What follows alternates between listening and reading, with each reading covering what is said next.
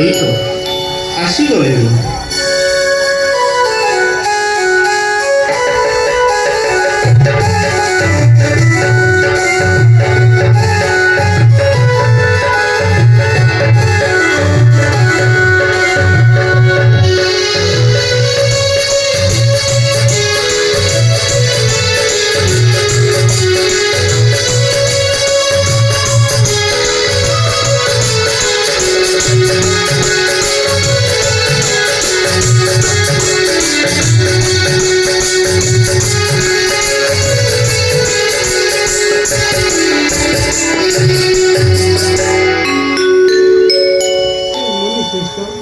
ଆମ୍ଭମାନଙ୍କର ପ୍ରଣାମ ଗ୍ରହଣ କରନ୍ତୁ।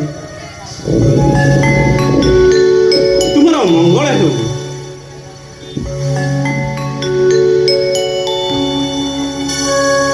ମୁନିମାନେ, ଏଇ ଆସିବା ପଛରେ ଆପଣଙ୍କ ଆଶ୍ରମ ନିକଟେ ଜଣେ ବୁଦ୍ଧା ତପସ୍ୱୀ ବସିଛନ୍ତି। ସିଏ କିଏ ଆମେ ତାଙ୍କୁ ଚିହ୍ନି ପାରିବା ନାହିଁ। ଦୟାକରି ତାଙ୍କ ପରିଚୟ ପ୍ରଦାନ କରନ୍ତୁ। ରାମଚନ୍ଦ୍ର, ସେ ହେଉଛନ୍ତି ମୋ ସ୍ତ୍ରୀ ଅନୁସୂୟା।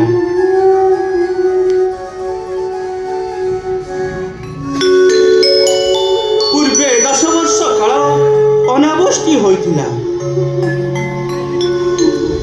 ଏହାଙ୍କ ଯୋଗୁଁ ଏ ବନରେ ଫଳମୂଳ ପରିପୂର୍ଣ୍ଣ ହୋଇଥିଲା।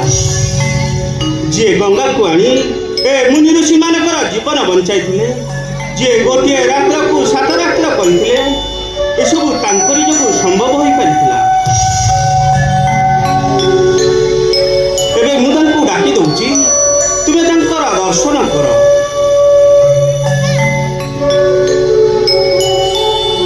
ଅନୁସୂୟା, ଅନୁସୂୟା,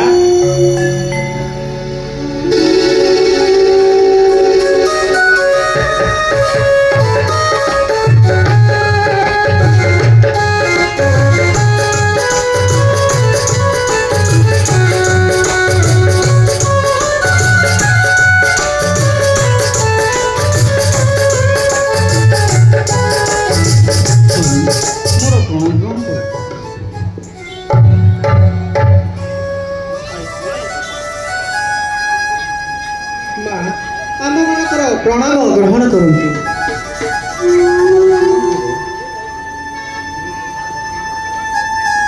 କାହିଁକି ଡାକିଲେ ଶୁଣି? ଦେଖ ଅନୁସୂୟା, ଏ ହେଉଛନ୍ତି ଅଯୋଧ୍ୟା ରାଜା ଦଶରଥଙ୍କର ପୁତ୍ର ରାମ ଏବଂ ଲକ୍ଷ୍ମଣ। ପିତୃସତ୍ୟ ପାଳନ କରି 14 ବର୍ଷ ପାଇଁ ବନକୁ ଆସିଛନ୍ତି। ଦୁଷ୍ଟ ରାକ୍ଷସମାନଙ୍କୁ ବିନାଶ କରି ଯୋଗୀମାନଙ୍କର ଜାଗରକ୍ଷା କରିବା ସହିତ ଆଉ ଏ ମହିରେ ଧର୍ମ ସ୍ଥାପନା କରିବେ।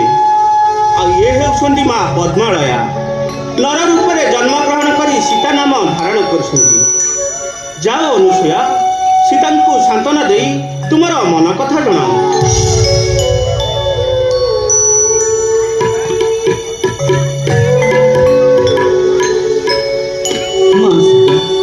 ତୁମେ ବଡ଼ ଭାଗ୍ୟବତୀ।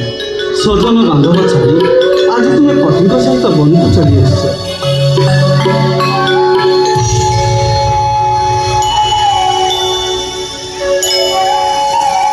ପତି ପରମ ଦେବତା। ସେ ରାଜନଗରରେ ଥାନ୍ତୁ କିମ୍ବା ବନରେ, ସେ ତୁମ ସପକ୍ଷରେ ରୁହନ୍ତୁ ଅବା ବିପକ୍ଷରେ, ସତୀ ନାରୀମାନେ ସଦାସର୍ବଦା ସ୍ୱାମୀମାନଙ୍କର ସେବା କରିଥାନ୍ତି। ଏ ଫଳ ସରକାରର ମୁକ୍ତିଦାତା ହେଉଛନ୍ତି ସ୍ୱାମୀ। ତୁମେ ଆଜି ବନରେ ବୁଲୁଛ ବୋଲି କେବେ ହେଲେ ମନରେ ଏ ଭାବନା ନିଭରାନି। ତୁମେ ଯାହାର ହାତ ଧରିଛ, ଇଏ ସଚରାଚର ବିଶ୍ୱବ୍ରହ୍ମାଣ୍ଡ ତାଙ୍କର ଦାସ ଅଛି। ତୁମେ କ'ଣ ତୁମକୁ ଚିହ୍ନି ପାରୁନ? କିନ୍ତୁ ମୁଁ ତୁମକୁ ଚିହ୍ନିପାରୁଛି।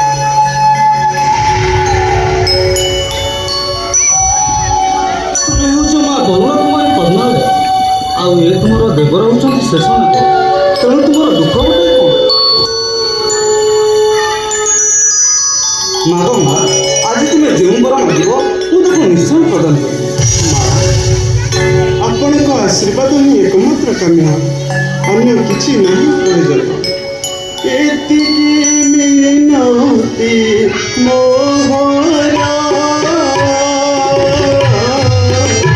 ଆରେ ମାତା ଯେ ମୋର କର ଆଶୀର୍ବାଦ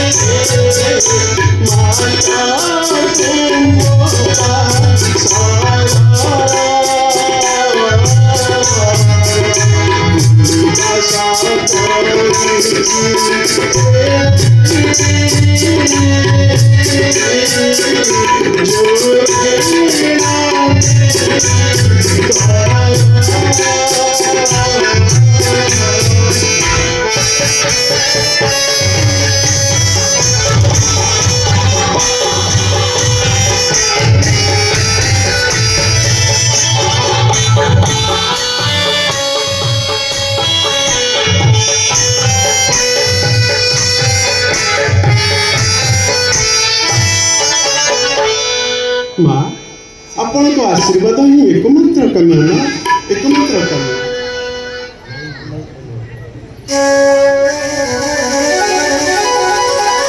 ସୀତା ତୁମ୍ଭ ଲୋଭ ଶୂନ୍ୟ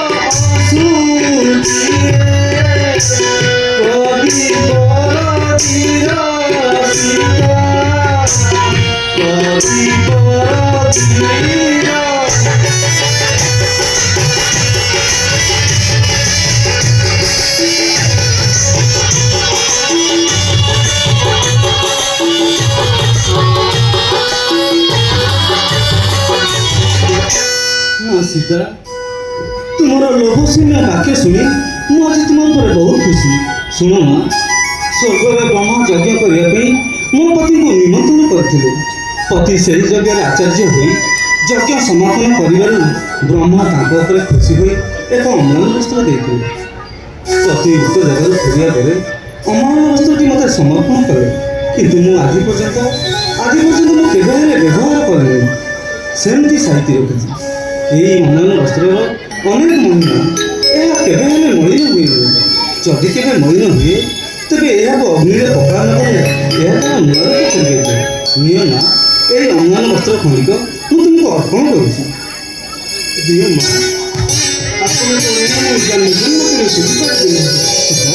ମୋତେ ଖାଲି ଆଶୀର୍ବାଦ କରନ୍ତୁ।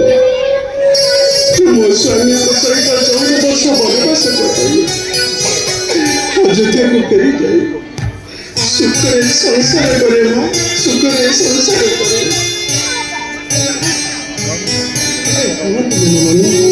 କେଉଁ ଅରଣ୍ୟରେ କୁଟୀର ନିର୍ମାଣ କରି ରହିଲେ ଆମେ ଉପଯୁକ୍ତ ଖାଦ୍ୟ ପାନୀୟ ପାଇପାରିବୁ?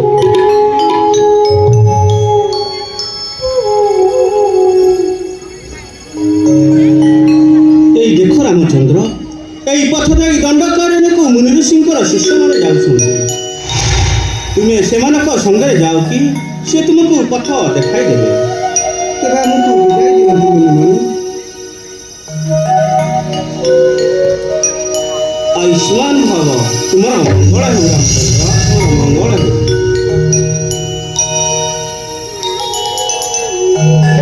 ତେବେ ଆସ ଲକ୍ଷ୍ମଣ, ଆସ ଜାନକୀ।